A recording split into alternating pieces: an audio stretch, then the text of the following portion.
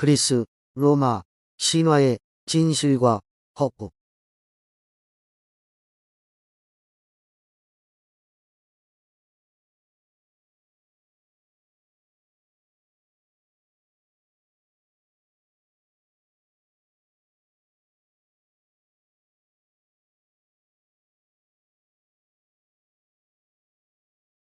이번 비디오 게시물에서는 성경의 기록과는 직접적인 연관성이 거의 없다고 여겨지는 그리스 로마 신화에 관한 것입니다. 그럼에도 불구하고 다루고자 하는 이유는 전편의 비디오 게시물에서 말씀드린 사탄의 전략 가운데 거짓 신들을 꾸며내어 사람들을 미혹하려는 전략이라는 측면에서 잠시 언급한 바가 있기 때문입니다. 사실 다루기에는 상당히 난해한 작업이고 그만큼 마음의 부담이 적지 않은 일이기는 합니다만 무엇보다 심각한 것은 대중이 그리스 로마 신화를 자칫 교양의 척도를 가늠하는 문학작품의 하나로 인식하여 별 비판적 의식도 없이 받아들이는 모습에 대한 우려가 있기 때문입니다. 이러한 현상 역시 사탄이 노리는 부분임에는 틀림이 없기 때문이기도 합니다. 아무런 문제 의식도 없이 신화 얘기를 교양 필수 과목처럼 여기며 기독교의 창조주와 성경 전서에 대해서도 신화의 하나로 여기는 비신앙인들이 적지 않은 현실입니다. 소아시아 지역에서 사도 바울이 사역하던 시기에는 오늘날 우리가 그리스 로마 신화를 대하는 입장과는 비교도 되지 않을 정도로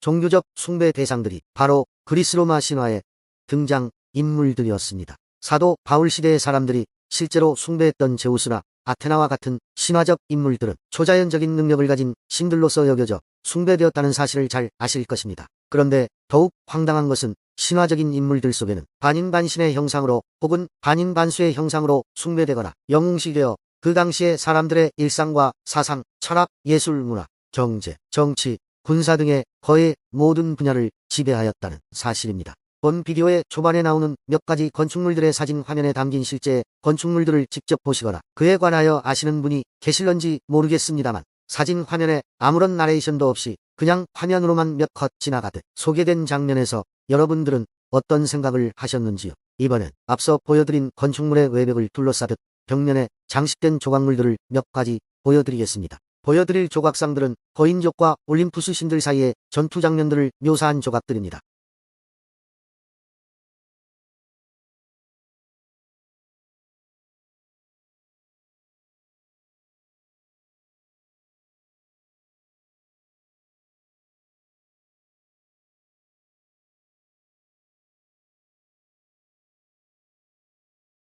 여러분, 방금 보여드린 조각 작품들은 앞서 보여드린 버가문 재단의 건축물의 벽면 전체를 장식한 시리즈 형식의 조각물 중 극히 일부일 뿐입니다. 보셔서 아시겠지만 조각 작품들 거의 전부가 전투 장면을 묘사하고 있고 인물들의 형상들도 매우 정교하며 구체적이라는 것을 발견하셨을 것입니다. 그리스 로마 신화 속의 등장인물들 간에 벌이는 죽고 죽이는 대결 장면을 묘사한 것인데 너무나도 사실적이라고 생각하지 않으시나요? 상상 속의 신화라기에는 그 어떤 다른 문명권의 신화 혹은 전설적 인물들을 묘사한 조각물들에 비한다면 마치 실제 대상을 보고 작품으로 묘사한 듯한 느낌이 들 정도입니다. 물론 이 정도의 사실적인 묘사로 조각된 소위 예술작품들은 인도나 캄보디아의 고대 신전 건축물들에서도 찾아볼 수 있기는 합니다. 요점은 너무 사실적이고 구체적이라는 점입니다.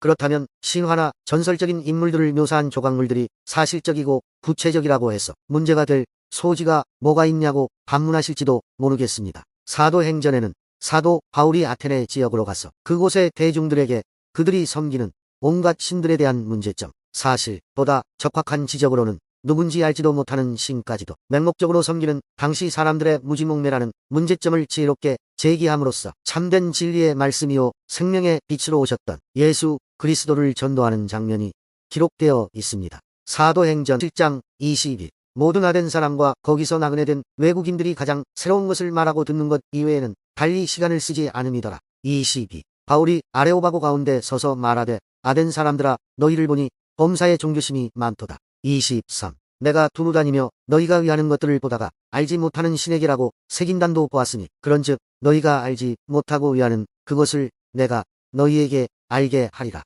사도행전 17장의 21절부터 23절까지의 기록은 얼핏 스쳐가듯 지나칠 맥락이 있습니다. 사도 바울은 당시에 아덴 사람들이 섬기는 그리스 로마 신화 속의 인물들을 섬기는 그들에게 그 신들은 없는 가공의 신들이므로 그만 잊어버리고 진짜 살아계신 하나님을 믿으라라고 직설적으로 설교하지는 않았음을 그래 맥락으로 알 수 있습니다. 사도 바울은 오히려 그들이 섬기는 또 다른 신 즉 알지 못하는 신에게라는 표현의 대상이 되는 그 신에 빗대어 바울이 섬기는 신 즉 십자가 보혈로 구속사역을 완수하시고 부활 승천하신 예수 그리스도를 전도하는 접근 방식을 취했던 것입니다. 예를 두고 혹자는 바울의 지혜로운 선교 기법이라고 칭송하는 사례도 없지는 않습니다. 그러나 보다 엄밀하게 들여다보면 사도 바울은 당시에 아덴 사람들이 숭배하는 신들을 극구 부인하는 입장을 취하지는 않았습니다. 그들이 믿고 있던 신들은 가짜다라는 진실을 직설적으로 설파하는 일은 일단 유보하고 오히려 아덴 사람들의 입장에서 알지 못하는 신을 부각시켜서 그들이 알지 못하는 참된 신을 소개하는 방식으로 접근하였다는 사실 속에서 숨은 맥락을 들여다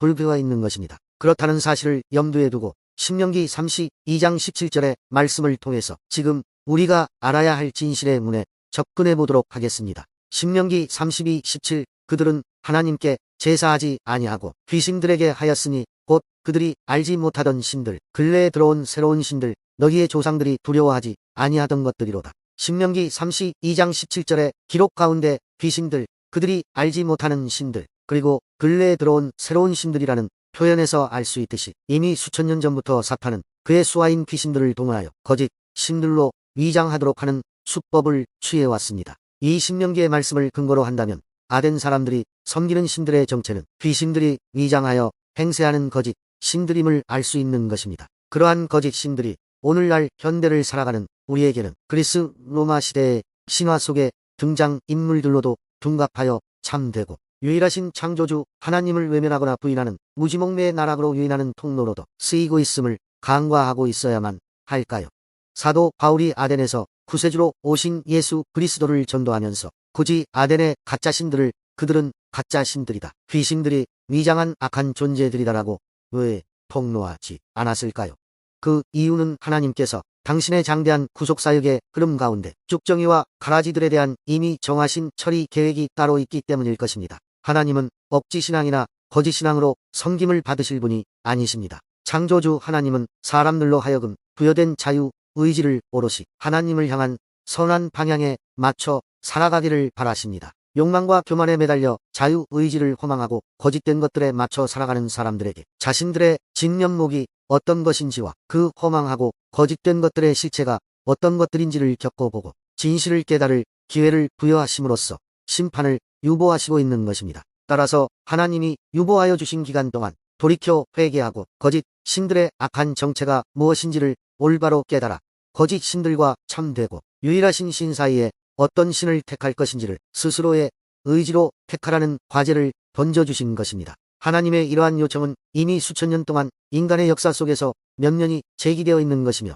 그럼에도 불구하고 대다수의 사람들은 이를 외면하고 자신의 욕망과 기대를 채워줄 것으로 기대되는 온갖 허망한 것들에 도취되어 죽음과 영벌의 길에서 허덕이고 있는 것입니다. 하나님의 유보하신 심판의 때는 바로 우리 코 앞까지 임박했는데도 말입니다. 수천 년 동안의 유보된 기간을 통해서도 깨닫지 못하고 더욱 불신과 교만으로만 치닫는 자들에게 하나님은 오히려 사람들의 악한 본성을 채찍으로 삼아 때리시는 징계를 동원하시기도 합니다. 회개를 촉구하시는 징계인 것입니다. 그래도 깨닫지 못하는 많은 사람들은 아직까지도 그리스 로마 신화 속의 그 더럽고 흉한 거짓 신들에 관한 지식을 교양으로 치부하며 자랑하고 있는 현상들과 그 거짓된 것들을 미화하고 칭송하며 선망하는 각종의 예술 활동과 작품들을 보면 종말이 왜 임해야 하는지를 수긍할 수밖에 없는 것입니다. 그러한 불신앙의 현상들은 다분히 사람들 자신 속의 교만과 욕망에 기인한 것이면서 동시에 사탄이 교묘하게 유혹하고 충동질하는 그 여파 때문인 것은 두말할 필요도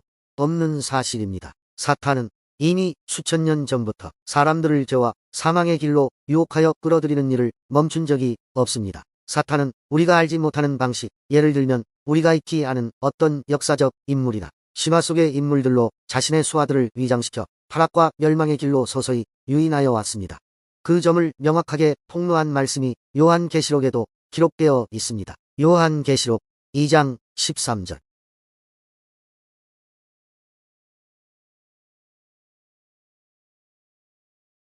그리스 로마 시대의 거짓 신들은 사탄과 귀신들이 위장한 채 활동했던 실체였거나 그들이 권능과 술책을 부려 인간 속에 잠복하여 장악한 악한 존재일 것이라는 사실은 방금 보여드린 계시록의 말씀에서도 증거가 된 사실입니다. 사탄과 그의 악한 세력들은 지칠 줄 모르고 세상의 종말이 오기까지 그들의 악한 괴계를 멈추지 않을 것입니다. 그러므로 우리의 현실 세상 속에 각양의 종교와 신화 속에 예술 속에 그리고 엔터테인먼트 사업 속에도 분노만연한 사탄을 경계하십시오. 그들을 이기는 힘은 오직 그리스도의 복음일 뿐입니다. 항상 깨어서 말씀과 기도와 성령의 인도하심을 따라 악한 세력의 관계를 이겨나가시기 바랍니다.